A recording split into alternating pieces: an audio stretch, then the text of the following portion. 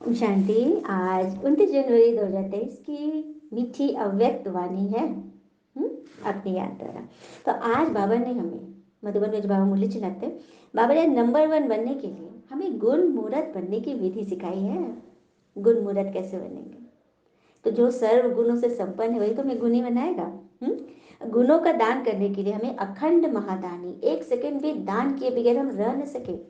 देखिए, आत्माओं को, व्यक्तियों को कितना दान देंगे? वाणी से दान में एक सीमा है, लेकिन मन का दान, मन से सदैव आप खुश रहो, ये भी एक दान है। वो खुशी जा रही है वातावरण में, प्रकृति शुद्ध हो रही है, खुश है, संतुष्ट है, सबके गुण देख रहे हैं, तो हो गए ना, दान कर रहे हैं ना। निरंतर दान के तो एक पिक्चर बनाइए, परमात्मा ऊपर निराकार, लाइट, लाइट स्वरूप बाबा, शिव बाबा, और उनकी एक पतली सी सफेद लाइट मुझ आत्मा से जुड़ी हुई है, और उस लाइट को कोई काट नहीं सकता। वो एकदम, क्या कहते हैं, अखंड है।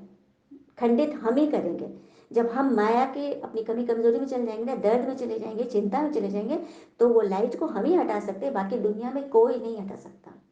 तो ये स्मृति बराबर बने रहेगी, परमात्मा मेरे साथ है और उनके साथ मेरी लिंक जुड़ी हुई है। चलिए, भक्ति का यादगार।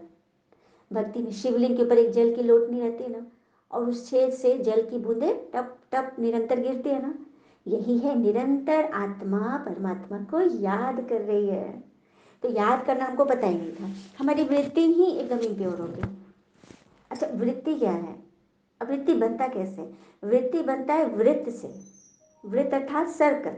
सर्कल को हिंदी में वृत्त कहते हैं, और सर्कल जब गोलाकार होता है ना, आदि ना अंत होता है उसका। तो जैसा हम सोचेंगे वो वृत्त का हम निर्माण करते हैं, और वही चक्र चलता रहता है। अब जैसे परिवार में, किसी परिवार में बहुत ज़्यादा केओस है, कोई कुछ बोला, कोई कुछ बोला, कोई उसकी बात काट रहा है, मतलब कोई इस एक दूसरे स्वीकार करने को तैयार नहीं, सब आगे आगे बढ़ने की रेस कर रहे हैं, एक दूसरे को गिरा कर, एक दूसरे की बात काट कर, अपने आप को प्रूफ करके। तो उस घर में कैसा वृत्त निर्माण हो रहा है? आप सबको अनुभव है कि जिस घर में या जो व्यक्ति बहुत अनसन बोलता है, व्यर्थ बोलता है, सोचते रहता है सबके बारे में फलना, तो उसके पास जाने में डर लगता है, क्योंकि बस सोच सोच के अपना वातावरण वैसा तैयार कर लिया है। हाँ, तो उस वातावरण में वैसी तरंगे, नेगेटिव तरंगे फैलती है, तो हर एक का वाइब्रेशन भी वैसा बन जाएगा, क्योंकि संग का रंग लगता है, संग का रंग लगता है। और ऐसे नेगेटिव लोग को आप ज्ञान भी सुनाओगे ना, फिर भी उनके अंदर वो जो तरंगे इतनी ज़्यादा फैली हुई है, इतने ज़्यादा वो इन्वॉल्व है कि भगवान का ज्ञान भी सुना, अच्छी बातें भी नहीं सुनेंगे, सुनना नहीं चाहेंगे, क्योंकि अंदर इतना कचरा भरा हुआ है, कितना कचरा भरा है। तो उस कचरे को निकालने के लिए भगवान हमें मुरली सुनाते हैं और कहते हैं स्मृति, स्मृति रखो, क्योंकि मुरली याद रखेंगे तभी तो हम उसका उसको धारण कर पाएंगे। दुनिया में भी प्रवचन सुनाने वाले बहुत है, मोटिवेशनल स्पीकर से तो यूट्यूब नेट एकदम भरा पड़ा है, काफी सारे हैं, लोग सुनते भी हैं। तो किसको रस मिल रहा है? कान को रस मिल रहा है, मन को नहीं मिल रहा, क्योंकि वहां धारणाएं नहीं है, पवित्रता नहीं है, इसीलिए अंदर कुछ नहीं जा रहा है। सुन रहे हैं सब बहुत, लेकिन वो क्या हो रहा है? उल्टा घड़ा। तो देखा, तो बाबा ने बोले हैं दान करो। अखंड दानी कैसे बनेंगे? तो 3 प्रकार से हम अखंड दानी बनेंगे। पहला, मनसा द्वारा शक्तियों का दान, सुख शांति आनंद का दान। मैं आनंदित हूँ, मैं शक्तिशाली हूँ, मैं बहुत संतुष्ट हूँ, मैं बहुत धनवान हूँ। अपने आप को ऐसे सोमान से सजाना ही मनसा सेवा है। आपके मन सदैव खुश रहे, ये भी प्रकृति को दान है। और जो खुश है, जैसे एक माँ, एक गृहिणी घर में खुश है, तो वो खुश होकर हर काम करेगी, तो उसमें सफलता मिलेगी कि नहीं मिलेगी? अब बच्चा नहीं पढ़ रहा है, बच्चा कमजोर है, हरी सब्जियां नहीं खाता है, बहुत तरह से माताओं को टेंशन होता है। हम सभी दौर से गुजरे हैं, लेकिन उस वक्त बाबा नहीं मिले थे। लेकिन कोई बात नहीं, अब मिल गया ना। कहते हैं ना, जब जागो तब सवेरा।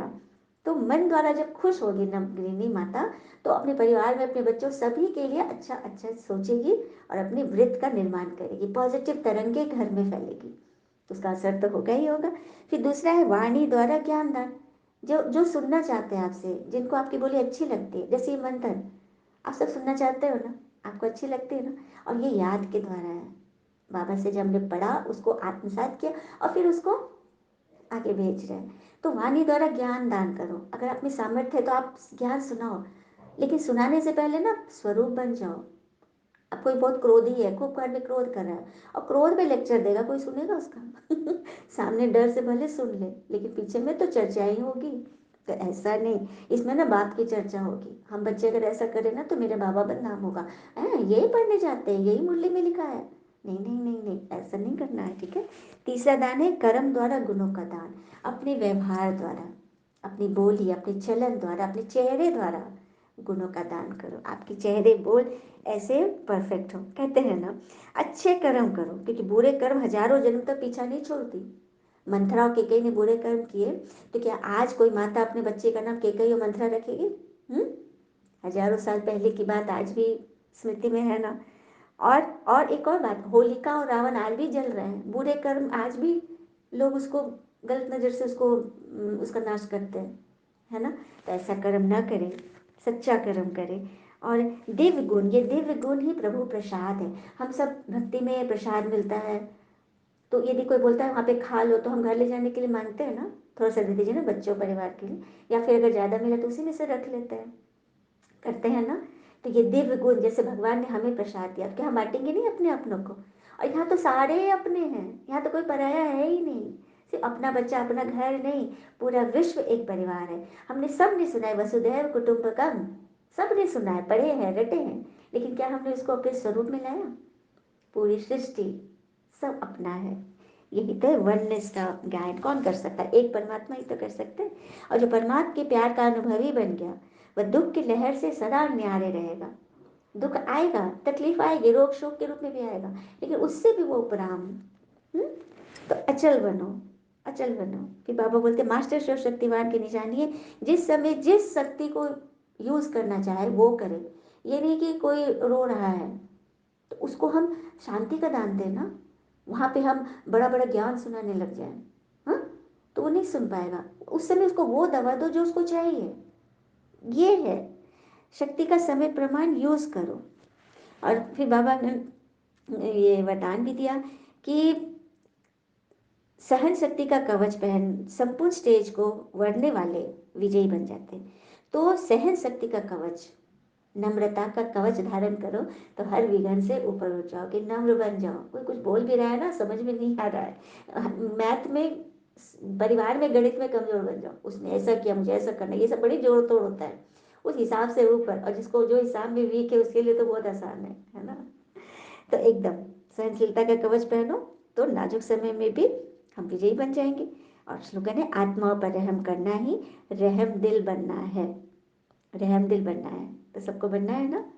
कोई कैसी भी आत्मा है उस पर रहम करो कि देखो कितना माया के वश है, कितना इसके मुख से गंदे बोल निकल रहे हैं, कितना व्यर्थ में जा रहा है। भगवान इसका भी कल्याण हो, ये भी तो आपका बच्चा है ना। और उसके प्रति रहम भावना, कोई नेगेटिव में आप इन्फ्लुएंस ना हो जाए, आप प्रभावित ना हो जाए। यही तो है सच्चा ज्ञान। तो समझ में आया? तो ऐसे बच्चे नंबर 1 बन जाएंगे, नंबर वार नहीं, रैंकिंग नहीं होनी चाहिए। बाबा चाहते मेरा सब बच्चा राजा बच्चा बने। अच्छा, ओम शांति। शुक्रिया बाबा, शुक्रिया बाबा के बच्चे। ओम शांति।